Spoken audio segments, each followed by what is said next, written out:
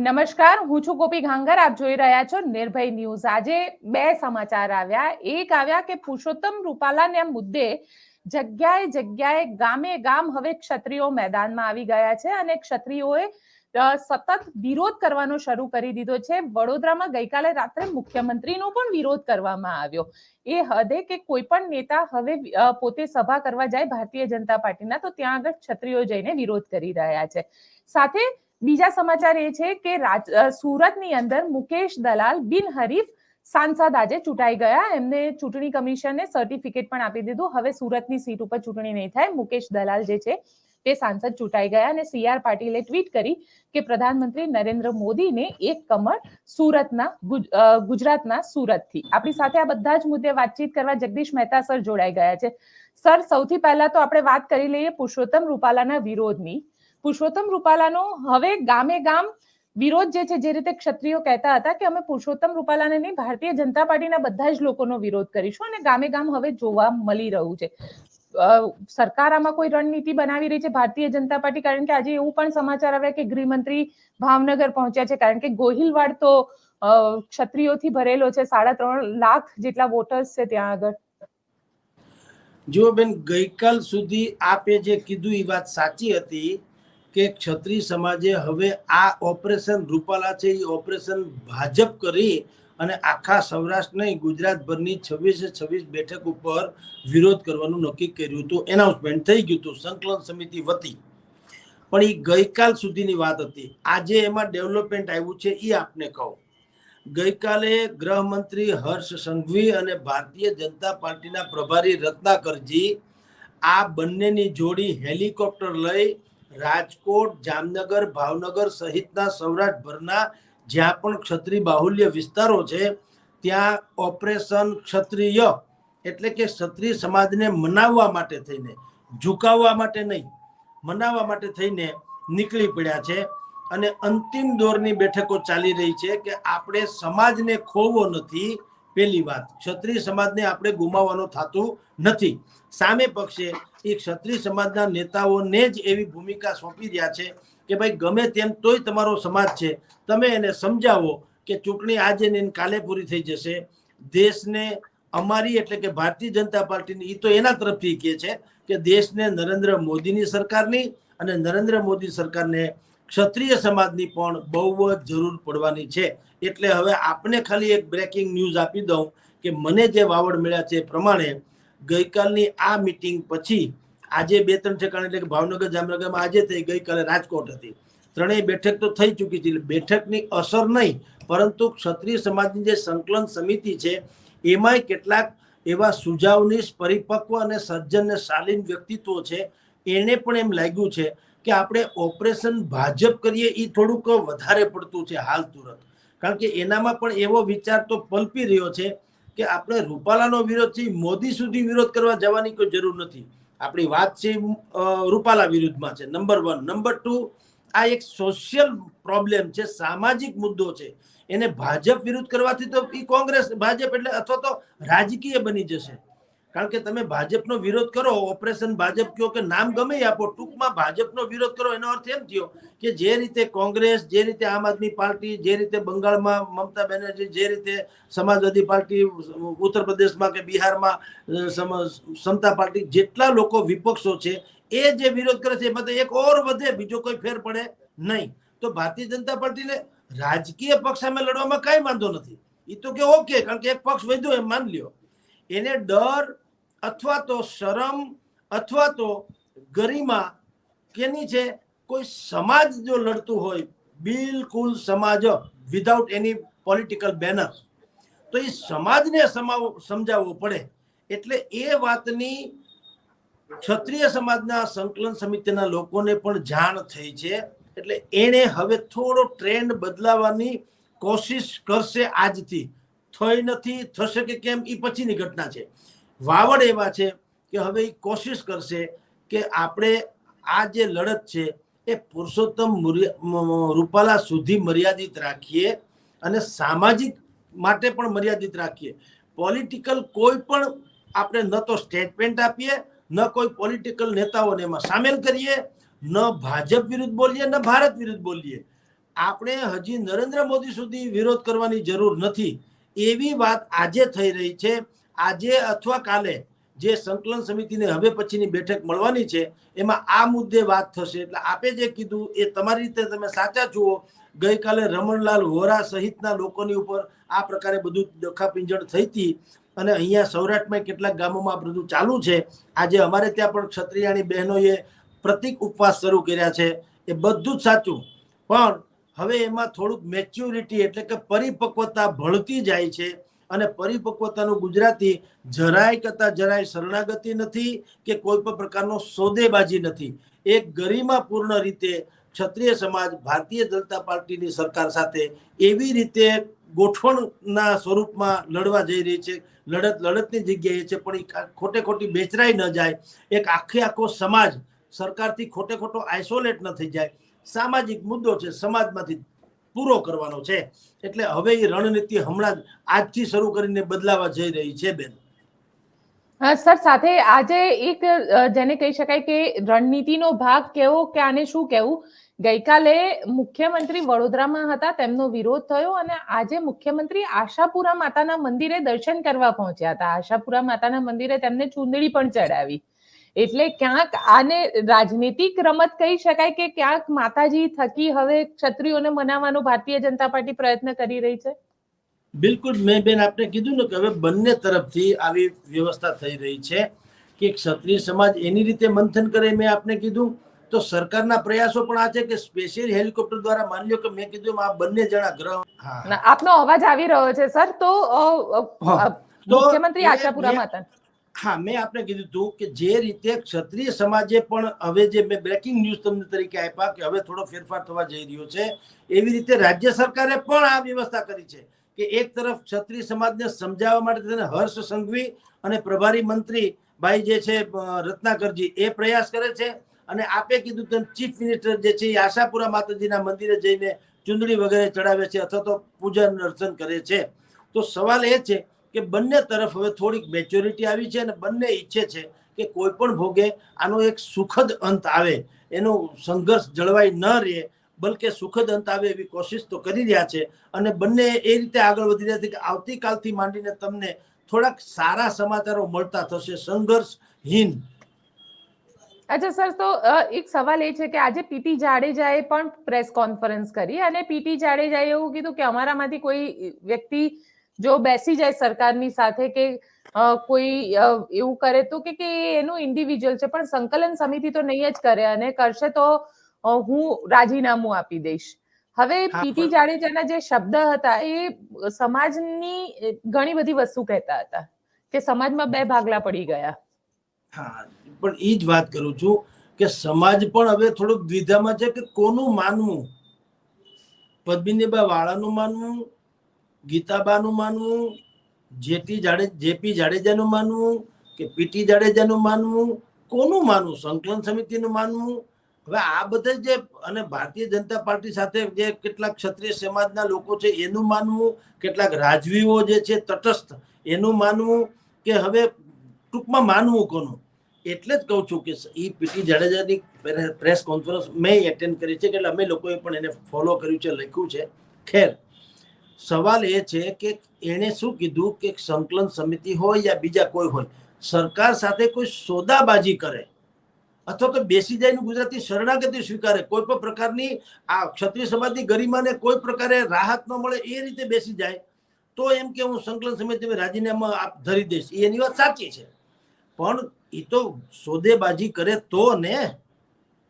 સવાલ તો એ છે ને, એ જો ને તો છે, એ તો કોઈ સમજતું નથી કે સોદેબાજી કોને કહેવાય. કે આગળ એમ કહી દે કે ભાઈ રમકુબા જાડેજાને કાલથી ફલાણા બોર્ડ ડિરેક્ટરના ચેરમેન બનાવી દેવામાં આવે અને રમકુબા એમ કહી દે કે ના સરકાર ઉપાડી, તો સોદેબાજી કહેવાય. પણ સરકાર ઝૂકે, સંકલન સમિતિને પણ એમ સરકાર એમ કે ભાઈ તમારી વાત સાચી છે, હવે તમે કયો એમ તમારા સમાજની યાર અમે પાછા ભેગા થઈએ, મળીએ, કારવીએ, ક્ષમા યાચના કરીએ, ભૂલી જાઓ, ચૂંટણી પછી વળી ક્યાંક વિચારશું, તમારે 5 પ્રપોઝલ મને આપો, આ છે તે છે.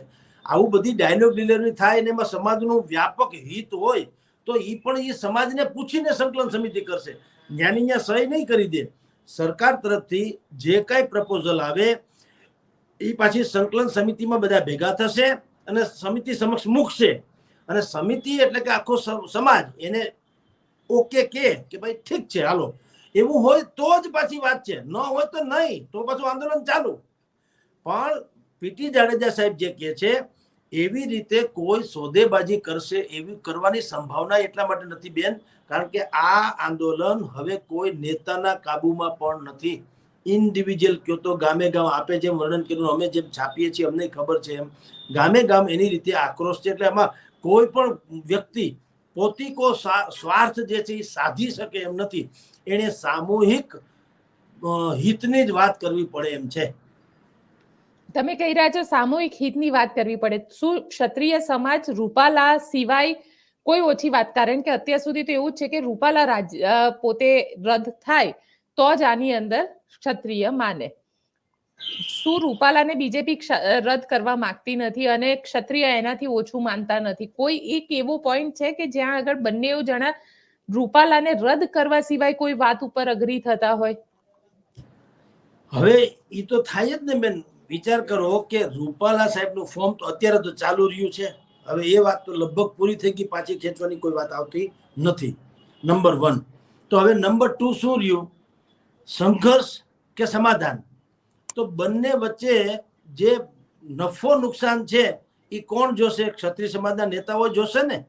કે બે ઘડી માની લો કે આપણે સંઘર્ષનો રસ્તો પકડીએ, ચાલો કે સરકારે આપણી વાત માની નથી, આપણે સંઘર્ષ કરીએ.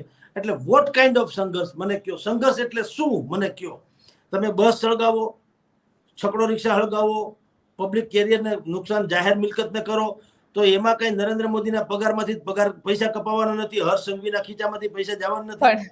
પણ અત્યારે તો ક્ષત્રિયો જે રીતે વિરોધ કરી રહ્યા છે, દરેક બીજેપીની સભામાં જઈને વિરોધ કરી રહ્યા છે, એનાથી કદાચ બીજેપીને વધારે નુકસાન થશે જે બસ સળગાવવાથી થાય. આપણે કહી રાખું એના કરતા જો ખરેખર તો ક્ષત્રિય સમાજે જો તમારે જો વેર જ લેવું છે યા તો અથવા તો કમસે કમ વિરોધ જ કરવો છે, તો આ જે અત્યારે કાળા વાવટા ફરકાવવા અને વિરોધ કરવો સૂત્રોચ્ચાર, એ તો આ ડણક વાળી પ્રજાને શોભે નહીં. એને એવું ના કરવું જોઈએ. એના કરતા બેટર છે કે જો લડવાનું જ વાત આવે તો કહું છું, તો એને આ બધી જ શક્તિ એની જે છે એ શક્તિ આવા કોઈ પણ પ્રકારના પ્રોપરગેન્ડા કયો કે જે મીડિયામાં ટૂંકમાં ચમકે એવું કરવા કરતા તમે મતદાન ઉપર જ ફોકસ કરો ને. તમારે તો હરાવવા તો મતદાનથી હરાવશો ને.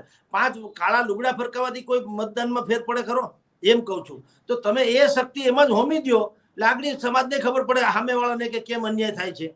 એટલે હું આપને કહું છું કે પથ્થરબાજી કરો કે કોઈ જાહેર મિલકતને નુકસાન કરો કે કાળા વાવટા ફરકાવ, સૂત્રોચ્ચાર કરો કે ગામમાં બેનર મારો, હવે એ તો 18 વરણની સામેની લડાઈ છે. પરસોત્તમ રૂપાલા બધે પરસોત્તમ થોડા છે. તમે એમ ચોક્કસ કહી શકો કે અમે તો દરેકને હવે પરસોત્તમ રૂપાલા જ માનશું, એમ બે ઘડી માની લો. તો ભારતીય જનતા પાર્ટી સહિતના જેટલા પણ એના ચાહક કે મિત્રો છે એ જેટલા ઉમેદવાર છે એનામાં નરેન્દ્ર મોદી જોવા ન માંડે. જો તમે દરેકમાં પરસોત્તમ રૂપાલા જુઓ, તમે એટલે ક્ષત્રિય સમાજ જો એમ માને કે બધા અમારા માટે પરસોત્તમ રૂપાલા છે, ગામે ગામ વિરોધ કરો, તો 18 વર્ણ બાકીના છે એ એવું ન માને કે આપણે ભૂલી જાવ કે સામે મનસુખ માંડવિયા છે, આપણે ભૂલી જાવ કે સામે એમ કે ફલાણાભાઈ જલન છે કે ફલન છે, આપણે કોઈ છે ભૂલી જાવ, આપણે પણ માનો કે બધા નરેન્દ્ર મોદી જ લડે છે, ચાલો. એટલે આ વર્ગ વિગ્રહ છે સાહેબ. એટલે હું આપને કહું છું કે નાના માણસો અથવા તો ઉશ્કેરાટમાં કે યુવાન જે લોહી છે, ગરમ લોહી, એ ભલે ગમે તેમ નિર્ણય કરે, સમાજમાં એક વડીલ વર્ગ તો હોવો જોઈએ. એને કેવું જોઈએ અમે તમને કહીએ ત્યારે તમે કરજો, ભલે તમે પછી લડી જ લેજો, કઈ વાંધો નહીં. તો આપણા સૈન્ય જે છે, સૈન્ય એક પાસે બાહુબલી છે, બધા કાતિલ છે, તાકાત કેવી ભયંકર છે. કાં કોઈએ ધોળીને આ સરહદ ઉપર જે છે કોઈએ કોઈની ડોકી મરડી નાખે એવું સાંભળ્યું કીધા વગર? એના કેપ્ટન નથી હોતા, એનો આદેશ હોય ત્યારે ગમે એ કરે, પણ નહીં તો શક્તિ બંને તરફ હોય છે. આપણે જોઈએ છીએ અટારી ની બોર્ડરે પેલા ધ્વજવંદન થાય છે ને આપણે રોજ ટીવીમાં આવે છે, 15મી ઓગસ્ટથી માંડીને બધામાં જુએ છે, તો બધા સામે સૈન્ય તો છે, તાકાત છે, તો કઈ બથોબથ થોડા આવી જાય? એના નીતિ નિયમ હોય ને. એમ વડીલો જે છે એ કહેશે ક્ષત્રિય સમાજને કે ભાઈ તમે આ રીતે કરો તો મેળ પડશે. એમ કહો દરેક માણસ તમે કેમ ઝઘડો કરવા માંડી જાય તો સંકલન સમિતિનો આવે શું? સંકલન સમિતિનો અર્થ હું ઘરમાં કોઈક વડીલ હોય, કોઈક માનતું તો હશે ને. એટલે સરવાળે કહું છું બેન, એવું થવાનો સવાલ નથી. કેટલાક આમાં એવું છે ટુંડે ટુંડે મતીર ભીના, કેટલાય લોકો છે એમાં બધાના એક સરખા મગજ ના હોય, દરેકના આસ્પેક્ટ જુદા હોય. હું મારે અહીંયા કંઈક મોટો થવું તો હું કંઈક એવો ખેલ નાખું તો સ્વાભાવિક જ હું હાઈલાઇટ થઈ જાય, મારી લાઈફ, મારું જીવન હાઈલાઇટ થઈ જાય, એટલે મારી દુકાન ચાલે. તો આમાં કેટલી વસ્તુ હોઈ શકે. એટલે સંકલન સમિતિ હોય કે બીજા કોઈ ક્ષત્રિય અગ્રણીઓ હોય, એને એટલું તો દૂરંદેશી તો વિચારવી પડે ને. આજે તમે કઈ પણ છમકલા કરો પછી શું થયું? મેં તમને એક જ ઉદાહરણ વારંવાર આપું છું કે 14 જણા પાટીદાર સમાજના શહીદ થઈ ગયા. એના માવતર આજે વલવલે છે, વલોપાત કરે છે, છબી હામું આસુડા પાડે છે. અને હાર્દિક પટેલ થી માંડીને જેટલા લોકો આ આંદોલનના નેતા થઈને નીકળ્યા હતા એ અંદર ભારતીય જનતા પાર્ટીના માલ પુવા ખાઈને ટેસડા કરે છે કે નથી કરતા? તો તમારે પાર્ટ 2 આ કરવાનું છે. વાત ઈ છે, ઈ સમજણે આપવી પડે ને સમાજના હિતમાં. કોઈ સરકારે આપણને પાવલું નથી આપી દીધું ને આપણે જોતું નથી, પણ સમાજનું હિત શેમાં છે? આ કઈ ડખે ચડી જાય બધા એમાં હિત હોય ને. હિત હોય તો વાંધો નહીં. પાકિસ્તાન હોય તો આપણે કઈક ગોળ્યા કદાચ શહીદ થાય તો કુરબાન છે. આપણી જનતા માટે, આપણે પૃથ્વી માટે થઈને લડી લઈએ. ભારત માતાની ખબર નથી સરહદ પર છે આફત ખડી છે, ખબર છે માતની હાકલ પડી, પછી તો ઈ ડખો પરદેશ આરે હોય તો આ તો આપણે આપણા છે. ભારતના ને ભારતના, ગુજરાતના ને ગુજરાતના, ક્ષત્રિય ને ક્ષત્રિય, હિન્દુ ને હિન્દુ, તો સેના કપાઈ મુવા છે. તો જે વાત છે એ વડીલો ઉપર છોડવી જોઈએ અને વડીલોએ એ કેન્દ્રિત કરવું જોઈએ ધ્યાન. બેન સર, આપણે સુરતના મુદ્દા ઉપર વાત કરી રહ્યા હતા. સુરતની અંદર જે રીતે આજે મુકેશ દલાલ બિનહરીફ સાંસદ તરીકે અહીંયા આગળ ચૂંટાયા અને એમને સર્ટિફિકેટ પણ મળી ગયું, અને CR પાટીલે કીધું કે પ્રધાનમંત્રી નરેન્દ્ર મોદીને સુરતથી એક કમળ અર્પણ કરું છું. પણ અહીંયા સવાલ એ ઉભો થાય છે કે ખરેખર મતલબ લોકશાહી માટે આ જે સિસ્ટમ આખી થઈ છે એ કોંગ્રેસની ભૂલ હતી કે પછી ભાજપની પોતાની એક રણનીતિ હતી? બે છે, વધારે પડતી ભાજપની રણનીતિ અને કોંગ્રેસની ગાફિલગીરી બે છે. પણ ભલે એને કીધું કે નરેન્દ્ર મોદીને અમે આ કમળ અર્પણ કરીએ છીએ, પરંતુ એ કમળ જે છે એ ભગવાનને ચડે એવું કોઈ બહુ સારું કમળ નથી સાહેબ. કારણ કે એ આ જે તમે જીત્યા છો એ પ્રપંચની પણ એમાં બદબુ આવે છે સુગંધ કરતા. તે હાલાકી રાજકારણમાં હોય કે આપણે કહીએ છીએ ને કે everything is fair in war and love, એ બધું ઠીક છે. પરંતુ ભારતીય જનતા પાર્ટી જ્યાં એમ કે સાંગોપાંગ જીતવાની હતી, આ નિલેશ કુંભાણી વાળી બેઠક જે છે એ બેઠકમાં કોઈ હારવાનો અમસ્તોય પ્રશ્ન નહોતો. ભારતીય જનતા પાર્ટીએ જો આવું કંઈક કરવાની ક્ષમતા હતી અથવા તો કરવું જોઈતું હતું તો એ તો ચૈતર વસાવાની બેઠક ઉપર કરવું જોઈતું હતું. ત્યાં હજી ટફ ફાઇટ છે. હવે આ તો હાવ દોડવું હતું ઢાળ મળે એવું હતું. એટલે માની લો કે ભારતીય જનતા પાર્ટીએ કંઈક કર્યું હોય આમાં પ્રપંચ જેની શક્યતા વધુ દર્શાવાઈ રહી છે, તો કર્યું હોય તો પણ સારું નથી કર્યું. કારણ કે એ તો હાથે કરીને પોતાની ચહેરા ઉપર કાળી ટપકી લગાડવા જેવી વાત, દાગ લગાડવા જેવી વાત છે. પણ એ એક તરફ વાત છે. બીજી વાત એ છે બેન કે કોંગ્રેસ હંમેશા હારે છે ત્યારે અને કાંઈ પણ પરિસ્થિતિ નિર્માણ એની વિપરીત થાય ત્યારે હંમેશા ભારતીય જનતા પાર્ટી ઉપર એ છાજિયા લેતા હોય છે. હું આપને એટલું કહું બેન, તમે જ્યારે લડવા જ નીકળો છો એનો અર્થ એમ છે કે તમારી સામેનો દરેક વ્યક્તિ તમારો હરીફ અથવા દુશ્મન છે. તો નક્કી છે કોઈ ફ્રેન્ડલી ટર્મમાં એવું ક્યાંય સાંભળ્યું છે કે કોઈ દુશ્મનને મદદ કરે? તમે હિટ વિકેટ આઉટ થવાના હો અને હું સામેની ટીમમાં હોઉં ને હું તમારી અપીલે ન કરું એવું ક્યાંય બને જિંદગીમાં? તો આ બધા હું કઈ ઘેટા ચરવા નીકળે છે? સવાલ એ છે કે જ્યારે તમે હરીફ, તમને ખબર છે એક તો હરીફાઈ છે, સ્પર્ધા છે, દુશ્મનાવટ છે. બીજું ભારતીય જનતા પાર્ટી જેવો પક્ષ છે, આ કઈ આમ આદમી નથી, અપક્ષ નથી, બીજું કઈ નથી. તમને ખબર છે જે પક્ષનું 24 કલાક એક મુદ્દાનો કાર્યક્રમ છે ચૂંટણી લડવી કે જીતવી, બાકી બધું જ ગૌણ છે. ચૂંટણી લડવી કે જીતવી, કાંઈ પણ નિર્ણય કરવા એમાં મોટા ભાગે એનું દૂરંદેશી એ બાબતમાં હોય કે કયો એવો નિર્ણય કરીએ જેનાથી મતદારો પર હાવી થઈ શકાય, મતદારોને રાજી થાય ને પક્ષનું ભલે નુકસાન થાય, એવો કોઈ નિર્ણય ભારતીય જનતા પાર્ટીએ કર્યો નથી. તો કોંગ્રેસને ખબર હોય કે આટલો સાતીર દિમાગી આપણો હરીફ છે કોંગ્રેસ, ભારતીય જનતા પાર્ટી, વળી એ સત્તાધારી પક્ષ છે, એની પાસે સામ દામ દંડ ભેદ બધું હોવાનું. એ એડવાન્સ કે છે કે મારે 26-26 જીતવી છે અને 5-5 લાખની લીડથી જીતવી છે. આવું બધું જ્યારે કરીને બેઠા હોય તે કોંગ્રેસે નક્કી કરવું જોઈએ પહેલા તો તમે ટિકિટ કોને આપો છો. હવે તમે એમ કહો છો કે હાર્દિક પટેલ ને ભાઈ અર્જુન મોઢવાડિયા બધા ખેલ નાખ્યો છે, જૂના ખેલાડી હતા ને, તો ભલામણા તમને પેલા બુદ્ધિ નથી? કે તમે એવો તમારો આવો જેને કહી શકાય નબળો ખેલાડી ઉતાર્યો શું કા મેદાનમાં? તમને જો હવે જે શંકા ગઈ પેલા કેમ ન ગઈ? નંબર 1. નંબર 2, તમે ટિકિટ આપી દીધી 2 ઘડી, માની લ્યો. તો ટિકિટ આપ્યા પછી એનો સંપર્ક તમે જુઓ, તમારો એટલે કે કોંગ્રેસનો સંપર્ક એના ઉમેદવાર સાથે નથી. કારણ કે જ્યારથી ફોર્મ એને ઉપાડ્યું અને ફોર્મ ભર્યું અને ફોર્મ પાછું ખેંચવાનું આવ્યું ત્યાં સુધીમાં કોંગ્રેસ પાર્ટીએ એને પૂછ્યું નથી કે તમે કોને ટેકેદાર રાખ્યા, એ ટેકેદાર રાખ્યાના નામઠામ જણાવો, એનું કોંગ્રેસ પ્રત્યેનું ઉત્તરદાયિત્વ જણાવો, કેટલા વર્ષથી હતા એ કયો, એ નહીં ફેરે એની ગેરંટી શું છે, કાંઈ નહીં. તમને ટિકિટ આપી દીધી, હવે તમે જાણો તમારું કામ જાણે. આમ કરીને તમે ગોદડું ઓઢીને હુઈ જાવ તો શું થાય? આ જ પરિસ્થિતિ થાય. કોંગ્રેસે પેલી તો હંમેશા કહું બેન, એક આંગળી કોઈની સામે આપણે ચીંધવી હોય તો સમજવું કે બીજી 4 આંગળી આપણી તરફ તો ચિંધાય જ છે. તો ભારતીય જનતા પાર્ટીએ માની લ્યો કર્યું કૌભાંડ, 2 ઘડી માની લ્યો ને. કારણ કે જેને ત્યાં એફિડેવિટ કરવામાં આવ્યું છે 3 એના જે ટેકેદારોનું, એમ કહેવાય છે કે એક જ વકીલને ત્યાં, અને એ વકીલ કમ ભારતીય જનતા પાર્ટીના નેતા છે. પણ 2 ઘડી માની લ્યો કે એ બધું છે, ચાલો. પણ તમે વિચાર કરો, તમે કોને ટિકિટ આપો? તમારી પાસે કોઈ સારા માણસ નથી તો તમારે આવા શંકાસ્પદ લોકોને ટિકિટ આપવી જોઈએ. હવે મિસ્ટર ચાયવાલા કોઈ છે, એ એમ કહી રહ્યા છે ખુલ્લે આમ કે આણે ગદ્દારી કરી છે અને 5-10 કરોડમાં વેચાઈ ગયા છે. ભલામણા, આ તો ગજબ કહેવાય.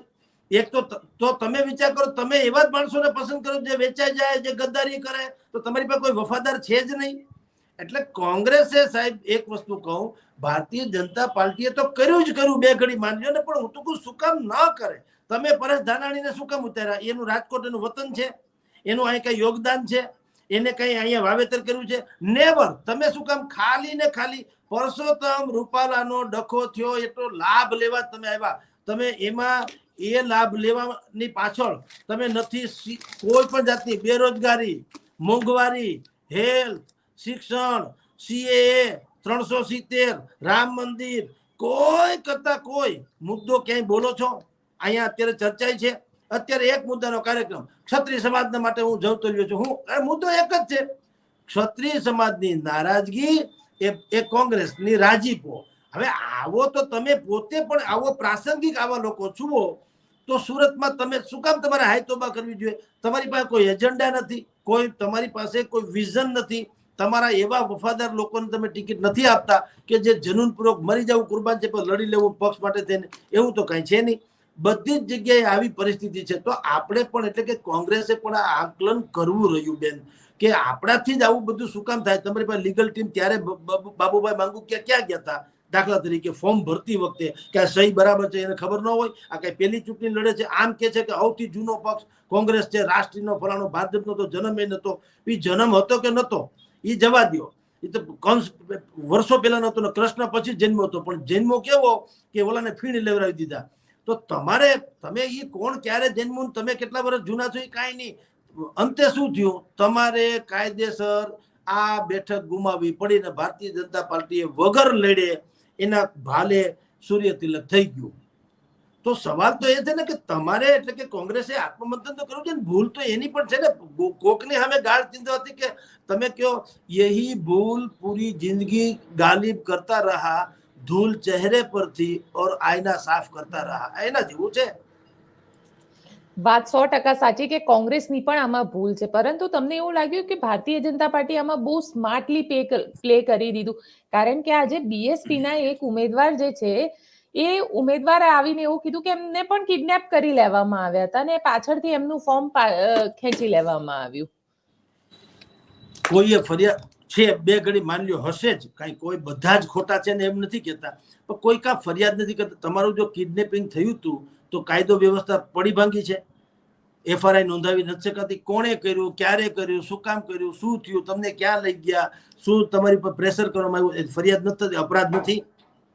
તમે પ્રેસમાં ખાલી બોલી નાખો અને પછી પાછું તમારું ડીલિંગ થઈ ગયું એટલે બીજું ફરિયાદ કેમ નથી કરતા? અહીંયા પર પરસોત્તમ રૂપાલાનું જે બોલ્યા ત્યારે એમ કહેવામાં આવ્યું હતું ગામે ગામ FRI નોંધાશે, આપણે બદનક્ષીનો કેસ કરશું. કઈ એક કોઈ ભોજિયાભાઈએ કેસ તો કર્યો નહીં. જો બેન, પ્રજાને ઉલ્લુ બનાવવા એ જુદી વાત છે, વાસ્તવિકતા એમ કઈ ફરે નહીં. જે વસ્તુ તમારે પાસે તમારી કાબુમાં નથી, તમારી આવડત નથી, તમારી પહોંચ નથી, તો તમારે એ સ્વીકારી લેવું જોઈએ. એ વધારે ઉત્તમ છે. આ ત્રણ જે ભાઈ નિલેશ કુંભાણી અને એના ત્રણ ઠેકેદાર કહેવાય છે કે એના અપહરણ થઈ ગયા હતા વગેરે, એના પરિવાર સહિત બધા વયા ગયા હતા. હવે ક્યાં છે કે વયા તો નથી ગયા આખા પાકિસ્તાન દુનિયાભરમાં, હવે ક્યાંય એને મળે એમ તો નથી. આવે ત્યારે તમે પ્રેસ સામે રજૂ કરો. હજી પાછું ઉકેલો આના, હજી ક્યાં ચૂંટણીમાં મતદાન બધાના થઈ ગયા. સુરતનું 2 ઘડી માન લ્યો તો હજી 26 અહીંયા આખા દેશમાં એના પડઘા ન પડે. જો ભારતીય જનતા પાર્ટીએ આ પ્રકારનું કુકૃત્ય કર્યું હોય 2 ઘડી માની લ્યો તો એ તમે પ્રેસ આઉટ કરાવો ને, પ્રેસમાં રજૂ કરો આ બધા ભાઈઓને, એના આખા ખાનદાનને કે ભાઈ એક તો અમારી ઉપર આટલું પ્રેશર કર્યું, આટલા પૈસાની ઓફર કરી, અમે પૈસામાં ન માન્યા તો રાતના ફલાણ ઠેકાણે અમને લઈ ગયા, આટલા દિવસ અમને ગોંધી રાખ્યા પછી આટલું દબાણ કર્યું ને અંતે અમારે આવી રીતે ગેરહાજર રહી અને અમારે ફોર્મ રજૂ કરવું ન પડ્યું, અમારે કેન્સલ કરવું પડ્યું. આ નથી બોલી શકાતું? બોલી તો શકાય છે ને બેન. આ કઈ લોકશાહીમાં હજી કઈ એટલું બધું હાવ આપણે વાત કરી જ રહ્યા છીએ ને. તો આવું ઈ કરે તો કયો પ્રેસ વાળો છે એને ઇનકાર કરે? આખા જગતના પ્રેસ વાળા બધા ઉપર કઈ મોકા પટ્ટી નથી બાંધી તો આખા દેશમાં એના પડઘા ન પડે કે ભાઈ એક બેઠક જીતવા માટે થઈને આખા ઉમેદવારના ખાનદાનના અપહરણ કર્યા, લાખો કરોડો રૂપિયાની ઓફર કરી, દુનિયાભરની ધાક ધમકી આપી અને અંતે ભાજપ જીતી ગયું તો એના પડઘા ન પડે બેન? મૂળ વાત એવી છે કે આમાં તો 2 બાજુ એવું છે બેન. આપણે થોડાક તમને કોઈ દોડવું હોય ને ઢાળ મેળવું હોય એમ પહેલેથી તમે જ બુદ્ધિપૂર્વક તમારા સગા બનેવી, તમારો સગો ભત્રીજો અરે ભાણેજ અને તમારો સગો પાર્ટનર, હવે આ 3 ને તમે બુદ્ધિપૂર્વક રાખ્યા ટેકેદાર તરીકે. કા તમે કોંગ્રેસને પૂછ્યું હતું કે ભાઈ આ 3 ને હું રાખું છું? એ કોંગ્રેસના પાછા છે ખરા સદસ્યો? છે તો પણ કોંગ્રેસે તમને માન્ય ગણ્યા ખરા? કોંગ્રેસને કેમ ન કીધું તમે કાર્યાલયે જઈને ભાઈ મને 3 સપોર્ટર્સ આપો, નહીતર હું આ 3 ને રાખું છું, આ એના નંબર છે, ફલાણું છે, ઢીકણું છે, એના ઓળખ પરેડ કઈ કરાવી બધાને રજૂ કરો. આટલી દૂધ ને પાણી થાય. તમે ખાલી ગંદા લુગડા જાહેરમાં ધોઈને કોઈને ગુરુ ન કહી શકો. ભાજપે કર્યું પણ કરો ને પુરવાર, એમાં શું ફેર પડે? ભલે એનો સત્યાનાશ થતું, એ તો કર્યા ભોગવે, એમાં ક્યાં આપણે એની ભેર તાણીએ છીએ. પણ તમે ખાલી આક્ષેપ કરીને વયા જાઓ એવું તો ન ચાલે. ગોફણિયા ગાવ થોડા ચાલે, આધાર પુરાવા તો જોઈએ ને. મૂળ વાત તો બેન આમાં ગંધ એવી છે, નિલેશભાઈ કુંભાણીએ પહેલેથી જ, હું તમને કહું, જ્યારથી ટિકિટ લીધી ત્યારથી જ એને બુદ્ધિપૂર્વકનો પ્લાન કર્યો હોય એવું માનવાને 100% કારણ છે. એ પછી ગમે તે બાબત હોય, કારણ કે એના બનેવી સગા છે, એના ભાણેજ છે, એના પાટીદાર, એનો ભાગીદાર છે, તો આ બધાને એક સરખો જ વિચાર આવી જાય એવું બને? આ તો પ્રી પ્લાન હોય તો જ થાય ને. એ બધાને એક સરખો. અને બીજું કુંભાણી પર તમે જુઓ, અંડરગ્રાઉન્ડ શું કામ ઉતરી ગયા ભાઈ તમે? તમારે તો હામુકુ પોલીસ પાસે દોડીને વહી જવું જોઈએ ખરેખર તો, કે જુઓ ભાઈ મારી ઉપર કેવી વીતી છે, એને બદલે તમે અંડરગ્રાઉન્ડ વયા ગયા. ટૂંકમાં તમારે ભાવતું તું ને વૈદે કીધું, તમારે જોતું હતું તમને મળી ગયું, જે મળ્યું હોય તે, જે થયું હોય તે. હવે આ 5-15 હવે પતી ગયું, બેઠક ઓલાને મળી ગઈ. હવે હમણાં 5-15 દી, મહિનો 2 મહિના ક્યાંય નહીં મળે કવિ જોવા, હરવા ફરવા વયા જશે હગાવાલા ત્યાં, ખાઈ પીને ટાસકા જેવા થઈને પાછા આવશે, દુનિયા બધું ભૂલી ગઈ છે. બહુ સાચી વાત છે. અને પણ સર આજે ઈસુદાન ગઢવીએ એવું કીધું કે ઇલેક્શન કમિશન પણ ભારતીય જનતા પાર્ટીના ઈશારે કામ કરી રહી છે. એ એકદમ સાચી વાત છે બેન, એમાં લેશ માત્ર ખોટું નથી. પણ એ કઈ ભાજપના શાસનમાં થયું છે એવું નહીં. જેની સરકાર કેન્દ્રમાં હોય ત્યારથી આજ સુધી આ સિલસિલો ચાલુ છે, પણ હવે ન થવું જોઈએ ને થઈ રહ્યું છે. શું કામ? કારણ કે હવે આપણે TN શેષાન પછીના ચૂંટણી પંચની આપણે વાત કરી રહ્યા છીએ. પહેલા તો ચૂંટણી પંચ હતું કે નતું એ જ પહેલા તો દેશને ખબર નહોતી કે આવું કોઈ તંત્ર છે. બધા એમ જ માનતા હતા કે ભાઈ એક સરકાર નામનું તંત્ર છે, એ ચૂંટણી કરાવે છે. 90% બિચારા ચૂંટણીમાં કોઈ મતદાન કરવા જતા નહીં. એટલે તો અમુક પ્રકારનું જે આપણે કહીએ તુષ્ટિકરણ શબ્દ આવ્યો એ ત્યાંથી આવ્યો કે કમિટેડ વોટર્સ, જેને ખબર ન પડે ને હો બબલા ગાડીના પ્રવાહની જેમ લઈ જાઓ, તમે કયો ત્યાં મત નાખી દે. ન એને દેશના વિકાસની ખબર છે, ન એને પક્ષને એજન્ડાની ખબર છે, ન પોતાના સારા નરસાની ખબર છે. એને અત્યારે તમે કંઈક આપી દો, કાં સાડી આપી દો, કે દારૂની બાટલ આપી દો, કાં 300-400 રૂપિયા આપી દો, કે કંઈક ફરવાની લાલચ આપી દો, કે જમાડી દો એટલે મત આપી આવતા. પણ TN શેષાન જ્યારથી ચૂંટણી કમિશનર બન્યા ત્યારથી આ દેશે એક નવા જ પ્રકારના ચૂંટણીના તંત્રની ઓળખ પામી. બધાને ખબર પડી કે આ એક સ્વતંત્ર એજન્સી છે. એટલું જ નહીં, આના જેવી તાકતવર બીજી કોઈ એજન્સી નથી. અને એણે આ બેફામ બનેલા રાજકીય પક્ષોને નાથ્યા. કૃષ્ણ જેમ કાળી નાગ નાથી લીધો તો એમ એને નાથી બતાવ્યા કે તમારી મજાલ નથી, તમે હું કહું એનાથી વિરુદ્ધ કરી શકો. આચાર સંહિતા શબ્દ પણ આપણને પછી સૂજ્યો છે. જેમ કોરોનામાં આપણને સોશિયલ ડિસ્ટન્સ ને આ તે નવા નવા શબ્દો આપણે પહેલા કોઈ દી સાંભળ્યા નતા. સોશિયલ ડિસ્ટન્સ હોય, સોશિયલ તો એટેચમેન્ટ હોવું જોઈએ, ખરેખર તો સામાજિક સંરચના હોવી જોઈએ. એને બદલે આપણે સોશિયલ ડિસ્ટન્સ મંડ્યા કરવા, એમ જે નવો શબ્દ હતો એવો જ આ શબ્દ હતો આચાર સંહિતા. તો પેલા બહાર પડતી જ હશે, પરંતુ લોકોને એમાં કઈ ખબર જ નથી પડતી. કહું છું, ટીએન શેષાને એમ કહી દીધું કે જો આને તંત્ર કહેવાય, આને આચાર સંહિતા કહેવાય, ધાર્મિક જગ્યા ઉપર કાંઈ પ્રવચન થાય નહીં, જ્ઞાતિ વિરુદ્ધ બોલાય નહીં, કોઈની લાગણી દુભાય એવી કોઈ વાત કરવાની થતી નથી, અમુક રૂપિયામાં જ પ્રચાર કરવાનો, એનો તમારે હિસાબ આપવાનો, એમાંય ડખો થાય તો તમારું બધું રદ થાય, વગેરે વગેરે. એટલે ભાઈ ઈસુદાન ગઢવી જે અત્યારે કહે છે એ વાત 100% સત્ય છે કે અહીંયા અમારે રાજકોટમાં પુરુષોત્તમભાઈ રૂપાલાનું ફોર્મ ભરાણું, 350 રૂપિયાના એફિડેવિટ સોગંદના 350 રૂપિયાનું જે લેવાનું હોય છે પેપર્સ, એમાં સોગંદનામું કરવાનું હોય છે, એ 50 રૂપિયાના પેપર ઉપર કરવામાં આવ્યું છે. તો એ કલેક્ટર સાહેબે કૃષ્ણાય નમઃ કરીને મંજૂર કરી દીધું. એક બીજી વાત આપણે કહું, અહીંયા રાજકોટમાં કાલાવડ રોડ ઉપર સ્વામિનારાયણ ભગવાનનું અક્ષર પુરુષોત્તમ સ્વામિનારાયણ ભગવાનનું મંદિર છે. મંદિરમાં એક પ્રમુખ સ્વામી હોલ છે, અત્યંત સુંદર ને આહલાદક એસી હોલ છે. ભારતીય જનતા પાર્ટીએ અહીંયા કાર્યક્રમ રાખ્યો. આ ચૂંટણી લક્ષી જ વાત કરું છું, આચાર સંહિતા પછીની વાત કરું છું. અને રાખ્યો એટલું જ નહીં, એ કાર્યક્રમ કેટલે અંશે સફળ થયો અને કેવો સરસ રહ્યો એનો પાછું કેબિનેટ મિનિસ્ટર ભાનુબેન બાબરિયાએ પાછું એના ફેસબુક ઉપર એ મૂક્યું. એ બધાના આધારે અને રોડ ઉપર આખા ફૂલ સાઇઝના કટિંગ થાય એવડા નરેન્દ્ર મોદી અને અમિત શાહના બધા કટિંગ્સ બધા મૂકવામાં આવ્યા હતા, બેનર પોસ્ટર જે કાંઈ તમે ગણો તે. આ બધું જ સાહિત્ય લઈને અહીં રાજકોટના કૃષ્ણદત્તભાઈ રાવલે કાયદેસરની ફરિયાદ કરી ચૂંટણી પંચમાં કે આ આચાર સંહિતાનો ભંગ છે. હવે હાવ તમને કહું, અભણમાં અભણ માણસ, દુનિયામાં કાંઈ કશી ખબર ન પડે, એને ખ્યાલ આવે કે આ ચૂંટણીનું જ બધું કાર્યક્રમ મંદિરમાં કરવામાં આવ્યું છે. હજી સુધી ખોખોની રમત રમે છે, રિપોર્ટ મગાવીએ છીએ અને FSLમાં મૂક્યું છે, છગનને પૂછે, મગનને પૂછે, આમ ને તેમને. ટૂંકમાં કોઈનો કાળો એ વાળે વાંકો થયો નથી. આ નંબર 1. એની સામે ભારતીય જનતા પાર્ટીએ પણ કીધું કે વાંકાનેરમાં પરેશ ધાનાણી ગયા, ખેસ પહેર્યો તો, મઝાર ઉપર ગયા, મઝારમાં એણે ચાદર ચડાવી અને ત્યાં નમાઝ અદા કરી કે પાઠ પૂજા કરી, જે ગણો તે ટૂંકમાં.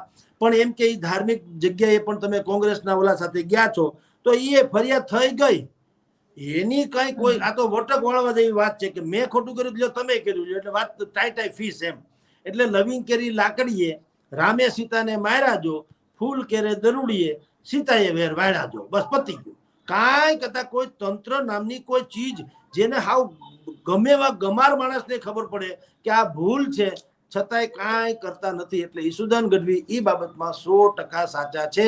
તંત્ર હંમેશા શાસક પક્ષની ફેવર કરતું હોય એવું લાગી રહ્યું છે.